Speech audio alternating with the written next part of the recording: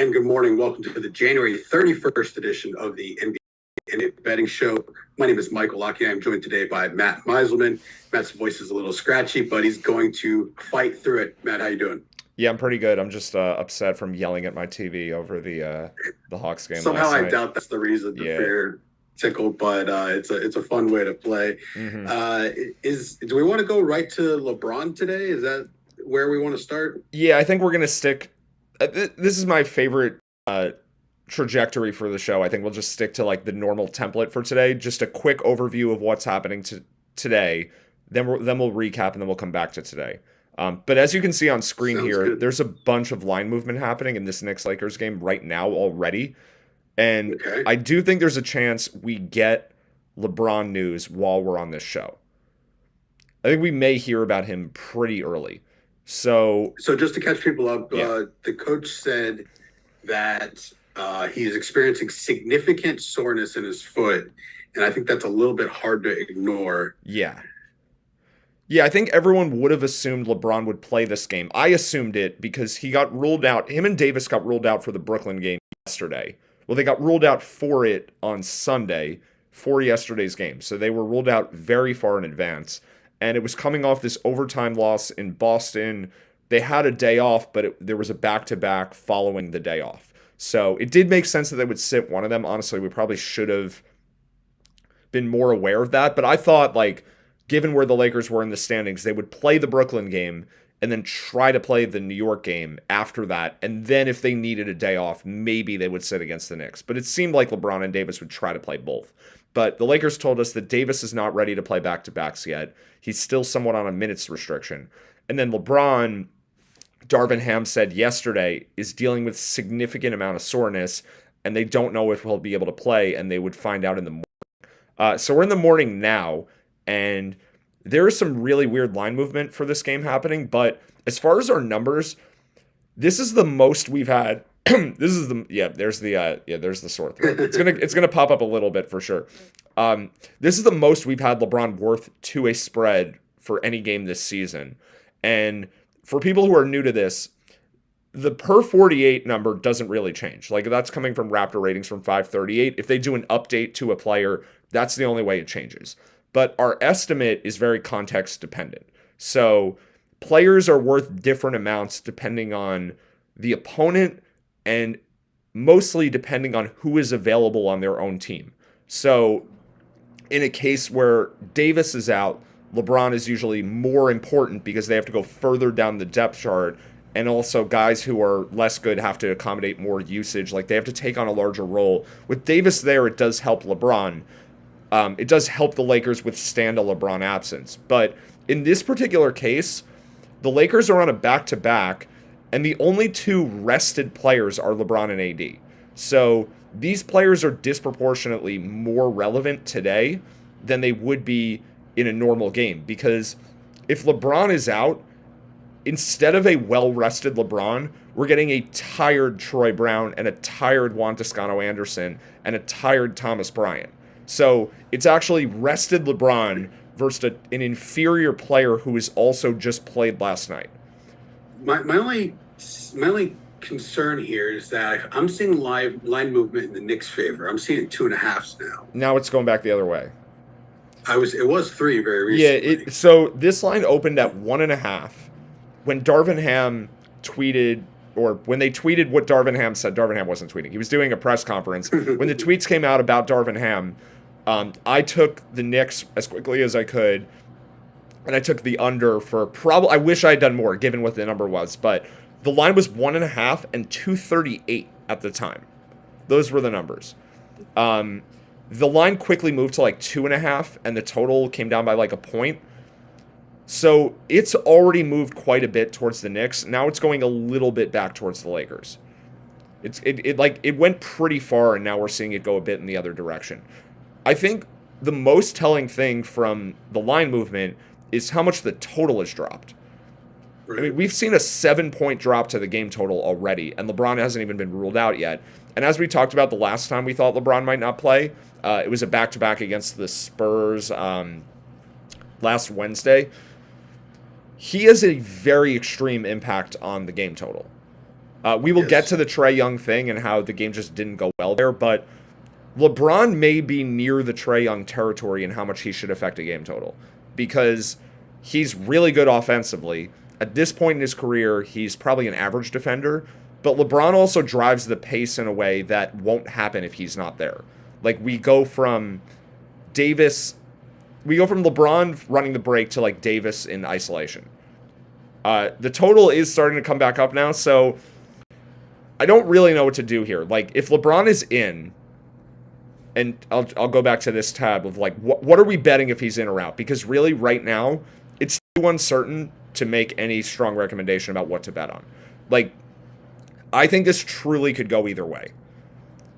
Sure. Like you have two things working against each other. One is LeBron really wants to play. The team needs wins. They're trying to make the playoffs. They can't tank because they don't have their own draft pick. They are trying to win. So LeBron really wants to play. On the opposite side of that, his foot is really, like, it's actually an issue. So I think LeBron is somewhere around 50-50. If he's in, we don't really have a spread bet because looking at the screen, like, we're projecting this game at 2.8 with him playing. So given where the current numbers are, I think the bet is probably a small bet on the over if he's in. I think it'll probably bump back up to, like, maybe that 238 number was just too high anyway, regardless of LeBron. But I think it gets... I like over 231 if confirmed in, or Yeah. over 230 and a half, whatever you can find. Right, because maybe it shouldn't be 238. Maybe that was just a bad opening line, but maybe it should be 235. Yeah. That's what I'm thinking. Yeah. This total will go up at least 2 more points, and I'm just going to flip back quickly to unabated. There are 230 and a halves and 231s available, but we're seeing a couple go to 231 and a half, 232. So if you can grab like a 231 if he's announced in, the issue here, though, is I think we're unlikely to get LeBron confirmed in the morning. I think what we're either going to get is LeBron is ruled out super early, or I think that's fair. or we get remains questionable to then ultimately become a game time decision, to then warm up and then to play. Like if he plays tonight, it's going to be this whole drawn out thing. But if he's ruled out, it probably will happen just in one shot, like in the next hour or two, honestly. So here's what I'm hearing you say. I think that if they know he's out, he's going to be ruled out pretty early. I think so, yeah. But the later it gets, probably the more likely is to play. Is that fair? Yeah, so the problem with trying to get the best number for like an over bet if he's out is we're not going to have it confirmed, and that the market is going to start moving throughout the day. Like just to give an example, if by 3 p.m. all we have is LeBron remains questionable, the total might be up to 234 by then. Before we even know. I think I'm also going to attack Lakers team total in this scenario. I'm seeing 114 and a half. I think that is likely to move up a lot if LeBron's playing for sure. Yeah, I mean, I think the market will overcorrect for him in terms of who wins the game. The Knicks are a little bit undervalued here. Like the Lakers are just an overrated team. That's just kind of the bottom line with the Lakers. Like they don't have Austin Reeves, who is their third best player. He's not currently playing. Davis is still somewhat limited. Like Davis is really, really good, but he's only playing like 27 minutes right now. So because of those couple of things, and then just like the Lakers are a public team, obviously, a lot of people want to root for them. They're just a little bit overvalued in general. So I do think the game total over is better than the team total over. But I think you can do both, for sure. If we found out right now LeBron is in, I think I'd probably bet like half a unit on the game total over. And then, if I could get like a sprinkle on the team total, I think that is a plus EV bet. I just don't think it is as good as the game total. So it kind of just depends what you can get. Yeah. Like some sites will take the game lines off the board, but the team total lines won't move for like another 30 seconds. So if that's your only option, just take the team total is fine. Yeah. And I've done that before too. Just taking the team total because I missed the game total. Every site is different, so I don't want to spend an entire hour going into like the quirks of every sports book, but if you've bet a lot, you start to understand, where those things are. Yep. So I think that pretty much covers LeBron, but yeah, he really is. It is noteworthy that AD did play 33 minutes in overtime in the last game. I think that, I listened to Josh this morning, and, he was kind of like deciding what is the actual minutes projection that AD deserves for today. Right. I think it's hard to give him less than 30. Yeah, I think they have him projected for 27. I don't think he makes it to 30, but I think it'll be higher than 27. Like I think in Fair. between those numbers. Like 33 required overtime. Right, So right, right. No, I'm not definitely not saying 33, you may but be right. You may be right that 30 is a better number because he did have the day off since that game. There's no formal minutes limit that we've heard about. He could play a little bit more than what is estimated right now. But what I yeah, think what is almost certainly true is that AD will play more if LeBron is out. It might only fair. be by like 2 or 3 minutes, but they will need more out of him if LeBron is not available. Obviously, if there's a blowout or something or foul trouble, it's not a totally guaranteed Sure. thing. But I think AD is more likely to have his minutes increased if LeBron doesn't play. But yeah, It's 27 feels a little bit low. I think you are right about that. all right. So, anything else? Do we want to get into anything else today, or do we want to backtrack a little bit now? Let's backtrack now. We do have more for today, but let's go back to yesterday. Sure. Let's go back there. So, yesterday, a couple things. One, uh, Embiid played as expected. Luca played as I didn't expect, Yeah, me neither. and Trey didn't play as we didn't expect. Yeah, we So, got where one do of you want to those three start right. with those? Okay, I'm just pulling up the final scores here. Let's see if this will work. Okay, there we go. Yeah, we can kind of quickly scan through these, and then I think the only one to spend significant time on is the Hawks game. But I saw so much Twitter commentary yesterday about how everyone knew Philly was going to lose because of them being hungover or whatever. This is such nonsense. Like none of these tweets came out before the game. None of them happened in the first half. It's only after the final score, or maybe people were tweeting in the third and fourth quarter after the Magic came back. But Philly was up 20 in the second quarter. Like, if there's a hangover, or if there's something where the players are tired from, or they're I distracted, even brought that up, but I only brought it up in the context of one player right, who if was he would seen play with or a not. celebrity at a football game. But then when he was doing shoot around at like 11:30 in the morning, I was like, oh, never mind. Yeah. That's definitely off the table. I'm like, he's fine. Or Right. whatever. We were worried about them being hungover just in terms of whether Embiid would play the game or not. Yeah, like he wasn't going to play hungover, right? Like it's Yeah. just. I agree. That's just hindsight bias, just creating descriptions after the fact and Right. claiming to be right. And if the team Writing their own mentally, if the history. team mentally was distracted, why were they up so much early and then gave it away later? Like that's just a normal Right. part of basketball sometimes. You lose effort when you have too big of a lead. This Like, Magic score team effects are also real. is like very live against the top teams, and like I don't really They're not that understand how bad. it's worked. They're just not that bad. Like they're Yeah. okay. They're a They're below certainly average getting team. better. That's no doubt about it. I mean, Philly just played a bad game, I think. Like, could we have talked more about, oh, well, was Harden out with the Eagles after the game and maybe he'll play a worse game? I guess we could have talked about that, but like, so what are we supposed to believe that NBA players don't go out other times and this is an exception? Like, Right. has James Harden never played a basketball game after partying the night before? I mean, come on. No, he's had the Miami flu a few times. Yeah, That's exactly. okay. And he's probably like he's played well, I'm sure, many times in his career after he's, not slept the whole night. He's probably a professional hangover cure at this Exactly, point also, yeah. right? These guys are elite athletes. They know how to pump their body with fluids and work it out. And, anybody that's like using that after the fact, I agree with you. They're just making It's stuff dumb. up. So at the time I thought Embiid would be in, where like the shoot around update we got in the morning, but then Doc Rivers' press conference, where he said Embiid is a game time decision. We'll warm up and then we'll decide from there. They were -9. They closed at like 10.5. We'd have projected at 11. It wasn't a huge edge, but the game just, so that was a disappointment. The Brooklyn game was good for anyone who was able to bet it the night before. Otherwise, we didn't have any value. I mean, at tip off, the line was 8.5, and we'd have projected at 10.5. So it was on the fringe of a bet. I didn't add because I had already bet it earlier, but you could have bet the Nets at tip off even with Simmons out because the line did come down a bit when he got ruled out. So the Nets game was good. The Kings Timberwolves game was really frustrating because Gobert played like we knew that he would. The game closed at Pick'em.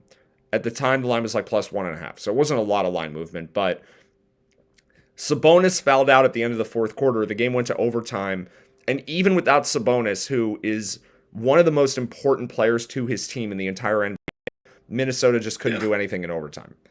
It was a Trey Lyle takeover. Yeah. Anthony Edwards was great, despite the stuff about his diet that was coming out yesterday about his Cheetos. Although everyone already knew that. I laughed so hard at that, and apparently I didn't realize this, but apparently he had said something. It was either last season or earlier. Yeah. This has been a thing. Popeyes a lot.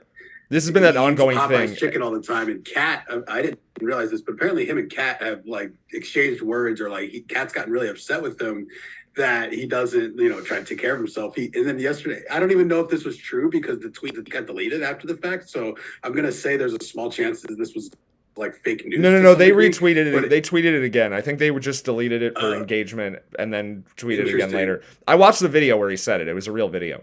What was his word? What was his exact phrase? He said he eats 3 bags of those a day, maybe more. 3 bags of these flaming hot Cheetos every single day. Or whatever it was. Yeah. At least 21 a week. 21 bags a week. Yeah. I tweeted after I watched that the only difference between Anthony Edwards and prime LeBron is their diet. I do think Anthony Edwards could be an all-time great. Like his talent level is so high. I have no idea if his diet. I've never heard you say that before. That's a little surprising to hear. He's amazing. Like he's still so. I think Anthony Edwards is still. How old is he? 22. Because he was a one and done in college. He's 21 years old still. And he's already a borderline all-star. And he's not the most polished player at this point in his career. Sure. There's a lot of upside for him still. Anthony Edwards is a clear alpha and Karl Anthony Towns is a clear beta. I think that is the number one thing I took out of all of this. Anthony Edwards should switch to Towns' diet and maybe his player rating would go up a bit. But he already is a 3.0 at age 21. There's only I didn't realize good. It was that strong, and I certainly didn't realize he was that young. So that's on me. Yep. Yeah, this is his 3rd season, but he was a 19-year-old. He just feels 24 to me. I don't know why. No. Every time I see that he's 21, it's like, oh right, he's like younger than half the rookies. So we were talking about potential future bets off this game if Minnesota won, and Minnesota didn't win. So we're holding off for now. I still think it's. I would have liked the Kings to lose another one here, but it didn't work out. Well, I still think it's plus EV to bet the Kings to miss the playoffs. I still think it's plus EV to bet Minnesota to make the playoffs, but they're not nearly as good as they would have been, and these numbers aren't going anywhere now. So I think just waiting for more to happen, because with futures there is a big opportunity cost problem. You can't just bet every plus EV thing. You won't have a bankroll left. There's too many plus EV things. So these are below the threshold that I would normally give, because Minnesota lost the game. I'm so curious how the Pacific Division is going to shake out. Me too. There's still 4 teams. I don't think the Lakers can really win it, but there's still 4 teams that can win it. So the Warriors did win yesterday. The Suns won yesterday. But we should talk about, the Mavericks game too was pretty frustrating because this game projected at 13. It was 8 when Luka got announced in. It moved to 10.5. So it didn't go quite all the way to our line. We were still pretty far off the market by like 2.5 points at tip-off. But if you bet -8, you still got 2.5 points of closing line value. Sure. The reason I was concerned is I thought Luka might be a bit limited with the ankle injury. And that clearly was not the case. He had 53 points. But the rest of the team was terrible. So they only won this game by 6. Yeah, this was a disappointment. Mavericks it was a really good spot for them yesterday. This might be results oriented on my part, but my only response when Luka was in, and I mentioned this in Discord, I don't think it ended up responding, but like this is only MVP driven, right? That's the only justification I could come up with for like why they wouldn't give him another night off against the Pistons. Yeah, maybe. I don't know. I mean, maybe he played a great game. Maybe he just felt good. Like he might have just been fine. The Mavericks could have lost this game without him for sure.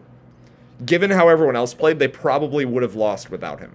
They just don't want to lose games. What do you think the closing line would have been without him? 6? I think so. We're off market on Dallas in general right now, which is especially annoying. That Wood and a couple of the other guys. Yeah, and it's especially annoying because we lost that one game we bet against them recently with the live bet with Phoenix when he got hurt. But yeah, we had a projected 7.3 if he was out. I think it would have gotten down to like 5.5 though. So I think we were just shaded from the market. Like, we just have a disagreement with the market about how good Dallas is. And a lot of it comes from, like, Tim Hardaway and Josh Green versus Christian Wood is really the thing. Like, the market thinks that Josh Green is worse than Christian Wood. And we think that is absolutely not the case. So, in games where Wood is out, Green is the one playing most of his minutes. And, yeah, so we like the Mavericks more right now. But the results have not really been good. They had that blowout win against Miami. And they did beat Phoenix on the road, but we just happened to be on the other side of that game because the line was priced for Luka to play. So, they've been a frustrating team this year for sure. Okay, speaking of frustrating. Yes. So, I think that the under in this game was a bad bet by any stretch. But I probably, in hindsight, oversold it. I personally certainly overbet it in terms of dollar amount. I mean, you overbet it because it lost. No, this was... Did you feel like you had overbet it at tip-off? Yeah, I was, like, deciding if I should hedge it or not, because the line didn't drop as far as I thought it would. Okay. I was starting to get... Because we don't have a totals model, as we've talked about. So Correct. What we're really trying to do is just beat market information on totals. Right. Like, in the morning, the total was 237, and I thought if everything broke right, the total could go to 227. But it only dropped to 232. It only went half as far as I thought. And I suppose the reason for that is that the market was pricing Trae's... They were pricing Trae closer to out than I thought. So maybe if he had been in, it would have been more like a 240 total. That's the only thing I can think of that I could have done wrong. But the thing is... I could have... If Trae's in, this total could have definitely ended up north of 240. Yeah, and that's the thing I didn't really consider. But the reason I didn't consider it is because before we found out about Trae being downgraded in the first place, the total was 237. So what you could argue is that the opening total was bad. It should have been higher if Trae was fine. And that may have been true. Because all of our totals recommendations are relative to the market. They're not independent of the market. Whereas the spread model is totally independent of the market. Or at least it's like 95% independent of the market. I will like account for what the market is telling us to some degree, but it's mostly independent. We have nothing for totals that is independent of the market. Other than basically we have a rough idea of how much Trae Young is worth to a total. So for 232 to make sense as the closing number with Trae in, it might be true that it would have been 241 if he had, for it to make sense that it would have been 232 with him out, it might have had to have been 241 with him in. And I was off by a few points. But if you bet it when he got ruled out at 236 or 237 or even 235, it did close at 232. You still had closing line value and a pretty good amount of it. Just it wasn't as good as I thought it was going to be. And the way the game went, I mean, the pace of the game was certainly slow enough that this game could have gone under. It actually didn't eclipse the total until there were 90 seconds left. Like, we were on 236 with a minute and a half left in the game, and then some combination of like crazy fouling and like fouling on purpose at the end because of where the game was score-wise pushed it all the way to 254. But the game didn't actually pass the total until there was a minute and a half left. There was just a lot of threes made in this game. Like, without Trae, the Hawks made almost half their threes. I think the Blazers made almost half of their threes. And the one thing about the Hawks is they usually, when Trae is out, they turn into a really good defensive team most of the time. Like, if you go player by player on Atlanta for defense, like, Capella is a great defender. Murray is a great defender. Collins is fine. Hunter's fine. And DeLon Wright usually plays when Trae's out too. Well, right? that was last year. We don't have him anymore. Oh yeah, sorry. Yeah, we lost him. Trae was more relevant last year because of that. Now it's Bogdanovich is the guy playing. Where does he play now? Where does he's on the Wizards? Yeah. Okay, yeah, sorry, I screwed that up. Yeah, he has the same effect for. I feel like his name came up very recently. Yeah, because he just came back. DeLon Wright was for a Bradley Beal situation. And it was a similar concept to some degree. Wright had been out for like a lot of the year, and now he like just returned, so he's just become relevant. Yeah, again. He was fresh on my mind for that reason. But Bogdanovich is actually a pretty good defender too. So if that's the lineup, Murray, Bogdan, Hunter, Collins, Capella, their starting five or their like closing lineup is actually good defensively. But last night they weren't. So this game, yeah, definitely a frustrating one. You know, I don't know what else to say about it. I did snipe an over 220-29 live line in the first quarter because I was a little over invested as well. So I was able to take a little bit of a middle there. Yeah. Again, I had to, do what you will with that. Because totals are just tough and they have been for a decent amount of time. So I think my confidence level is a little bit lower than the spreads. Yeah, I think so too. And also it's not our primary thing, but Trae Young is such an extreme case. And these Trae Young games have been so good for us over the last 2 years that we don't spend a lot of time on totals, but the thing that has been most reliable by far has been Trae Young. So this was just one of the few losses that we've had in these situations. Yeah, I certainly wasn't happy about it. But one thing that could have worked just because we all right, it sounds like Jimmy Butler is playing, by the way. So we're going to go back to today now. All right. If you have a Cavs bet, you certainly want to hedge it. If you don't have any bet, there's not really anything because we're looking at like a half unit bet on the Heat, essentially. What did you get from the Heat? Ira Winderman just tweeted indications are that Butler and Vincent are playing. Okay. We have a projected line. I'll put it on screen. 3.5. Underdog has not tweeted this yet, by the way. So it is like a half unit value on Cleveland or on Miami, sorry. Because the line has moved in anticipation of Butler already, and now it's going to go back. So I'm basically hedging my initial bet plus a little bit more. Plus 50% is what I did. Yeah, that seems fair. Now let's see. Now let's sit here and see if Underdog will catch this, because they have not tweeted it yet. Are there any... Might as well check while we're here. Are there any under props on Miami players that are now going to be good with the Butler upgrade? My guess is they're not posted yet, but it's always cool when we get to do these in real time. I mean, this isn't the most exciting one. I would have preferred if Butler were out. Also, we have way more value if he's out. But it's now been how many minutes? And Ira Winderman is like the go-to... He's like the go-to Heat beat writer. And what he just said is indications are that both Jimmy Butler and Gabe... Oh, okay. Yep, there we go. Thanks, Underdog. Tyler Hero, 19.5 points. To bet the under? I don't think... It's probably a point too high. I don't think there's much there. Okay. Yeah. Bam, 21.5. That doesn't sound that good. Yeah, so I had 1 unit on the Cavs. I just went 1.5 units back the other way on the Heat. So it makes it a half unit bet. Yeah, that sounds like you just did the same thing. Yeah. Yeah. The Heat, by the way, of all the teams in the NBA, tend to have the biggest potential for lag time between when the beat writers say something, when Underdog responds to it. I don't know why that is. Some of the time, I know why, and some of the time like this, I don't know. So I've seen it where Ira Winderman will tweet out, Coach Spo says no Jimmy, which is pretty like weird language. And Underdog's it's weird language that's like you can't have a robot translate that in a tweet. Yeah. Or even if he said like no 22 tonight with Jimmy Butler's number, like we know what that means, but the Underdog algorithm may not pick that up as quick. So, But in this case, he literally put the full first and last names of both players, saying indications are that both will be available. And there was a full 2 minutes between that and when Underdog just posted it. So now the lines are starting to move. We can show that. Hold on.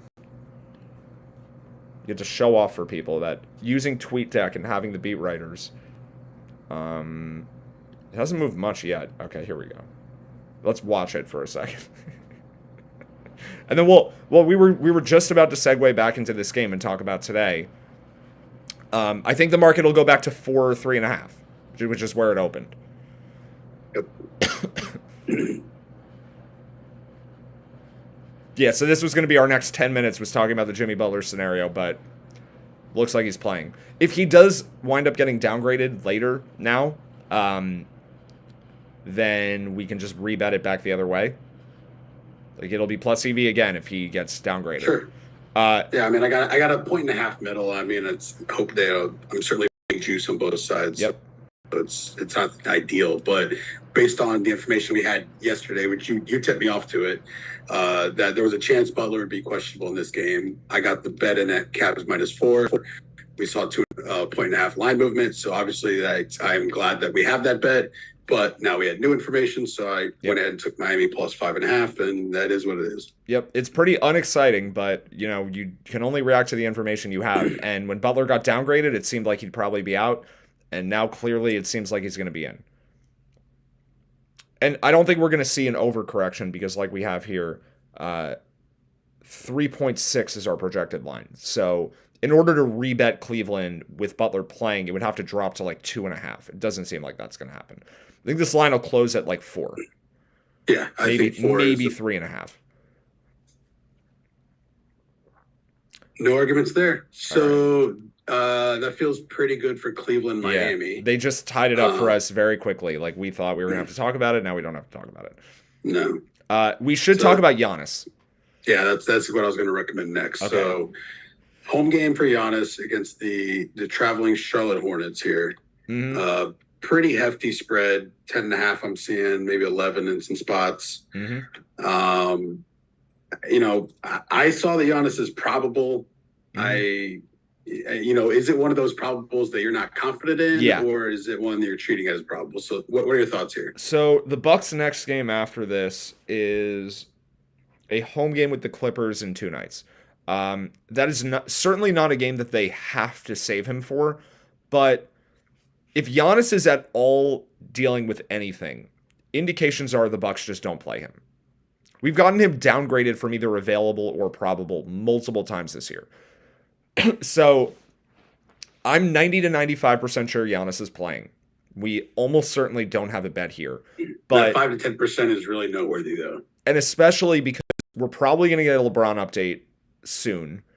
And there won't really be anything else to monitor today besides this. So on a day where we've got Luka and we've got Trey and we've got Embiid, you sort of have to pick what you have in your bet slip at any given moment.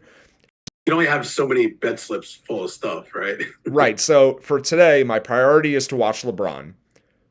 Assuming we find out about LeBron, then it's going to be to watch Giannis.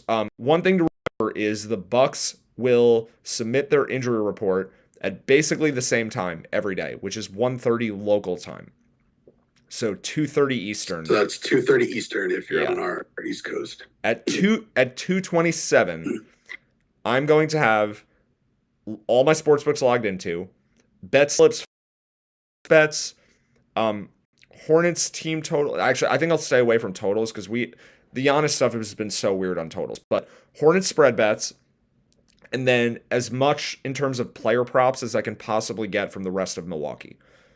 And because he's probable and not questionable, they will give us props. They will post props. They will post them. So if Giannis were questionable, we wouldn't see anything, except for Giannis himself having props. That's the case for LeBron. You will not find a Davis prop or a Westbrook prop, at least for now, maybe when it gets closer to game time. But you won't find one of those for a while. But with Giannis, because he's probable, I'm looking at FanDuel right now, Lopez is here, Grayson Allen is here, Drew Holiday is here.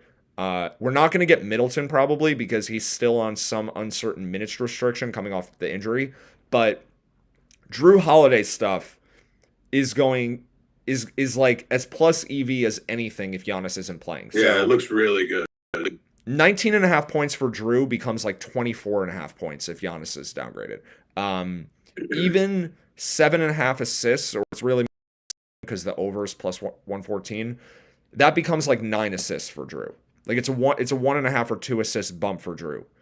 Rebounds probably go up by 1 or so. I mean, Giannis is relevant in every statistical category. So the bet I would be most confident in, my 2 favorite bets if we get a Giannis downgrade, if you can only make 2 bets and you want to be ready to make them, it would be Charlotte plus 11, and it would be Drew Holiday over 32 or 33 PRA. That's where I would go.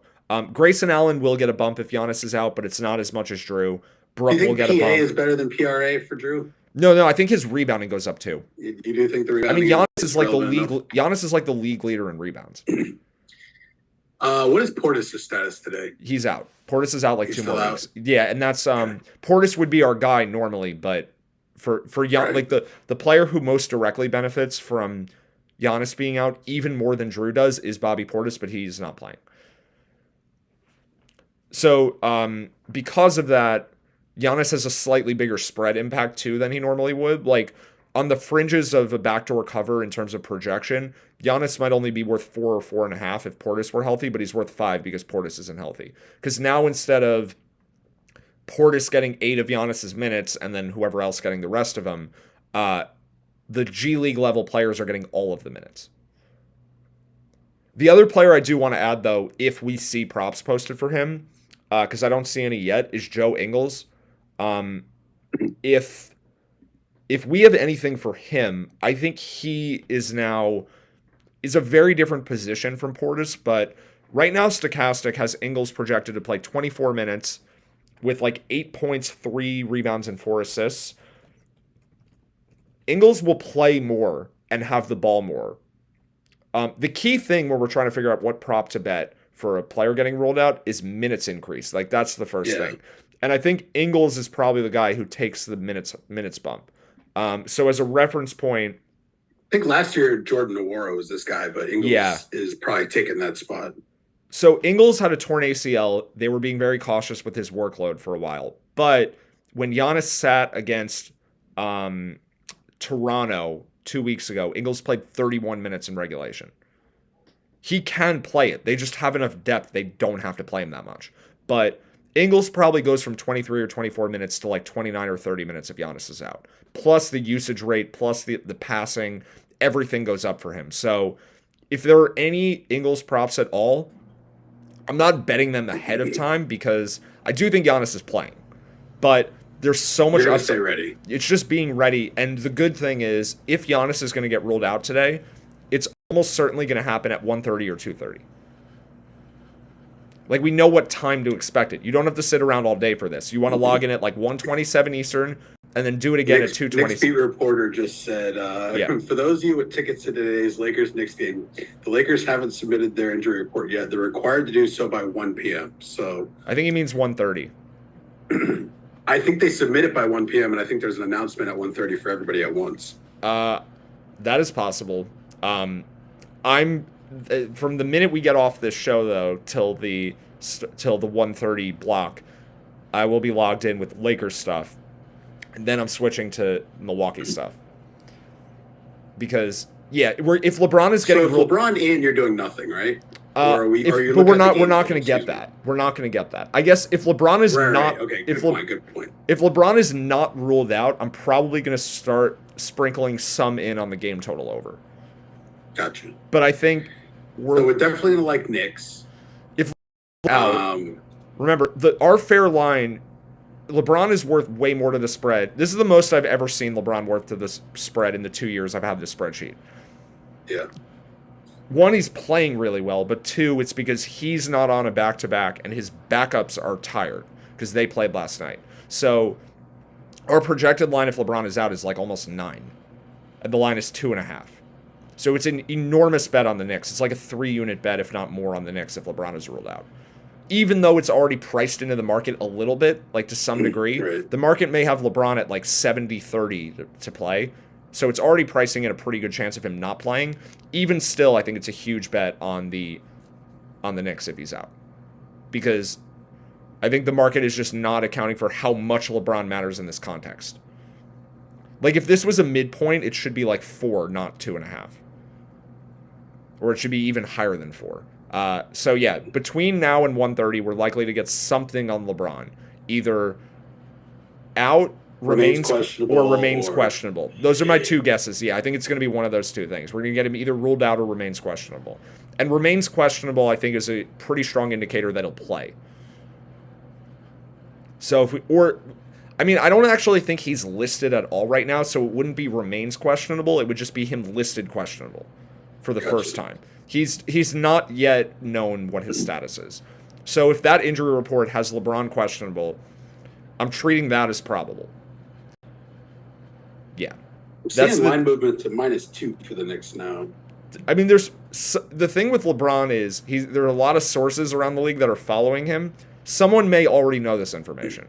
Yeah, no, that's why I'm bringing it up, is because we actually say every single time LeBron's questionable, the market moves before we get it, and that's like a pretty consistent thing. But what's so weird about this is that the opening total for this game was 238, and it is now 231.5. And that is, I get that the total could have been too high to begin with, but in a scenario where LeBron is playing, that is a crazy drop to the game total. So it's no sure thing yet. Like, there's a lot of uncertainty priced in here. And I'll just quickly... Yeah, no arguments here. I guess if I were a betting man is what I want to say here. But if I were a betting man, I'm guessing the spread is going to move quicker on news than a total. Yeah. So my guess I'll say what I think the market is going to do. We've already covered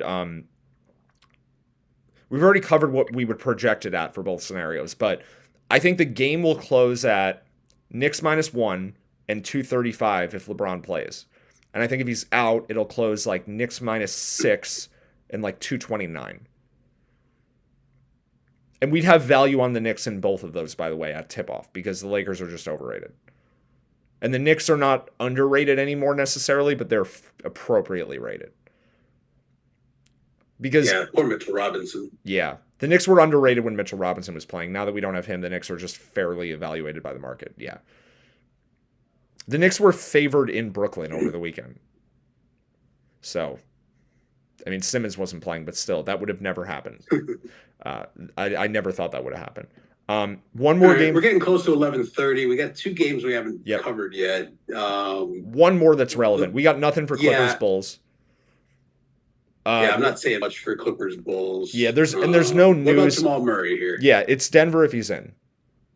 So the line opened at like 8, and it's come down because he was downgraded.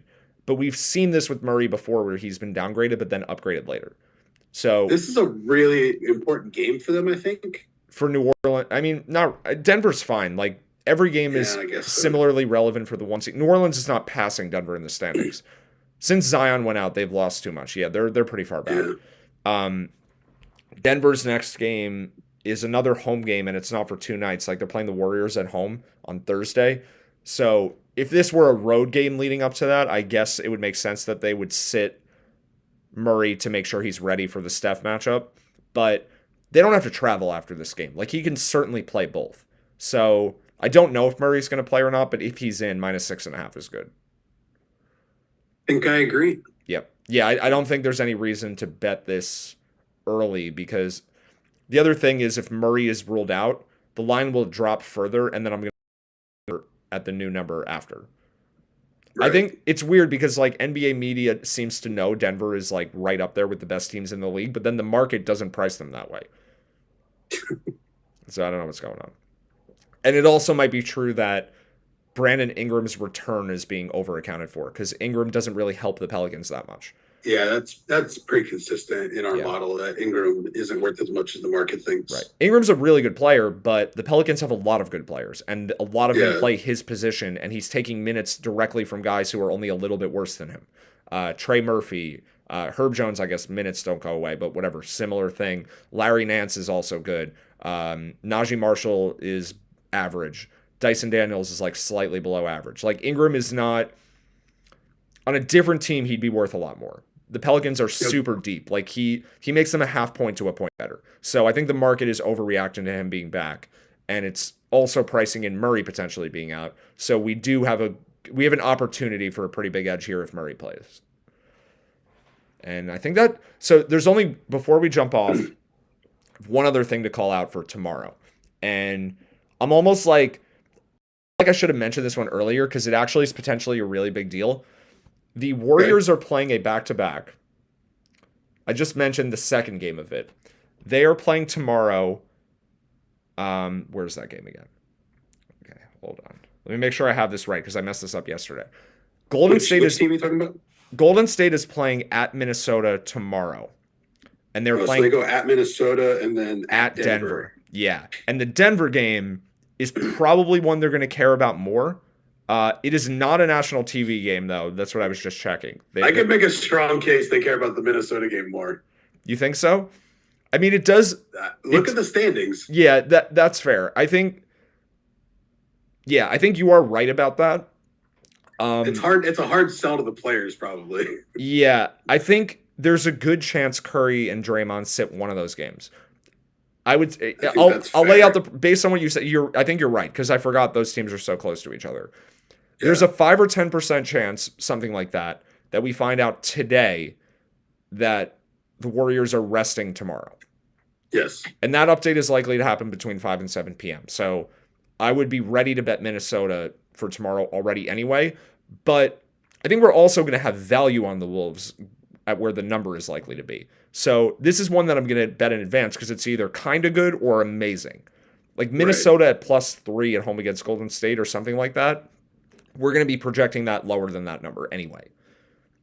Minnesota is a little bit underrated right now. So yeah, that's going to be hard to ignore. So and like we've talked about in the past, when they rest Curry, they almost always rest Draymond with them. And not almost always, 100% of the time. Unless one of them is literally injured, but if it's a rest game, they're both out.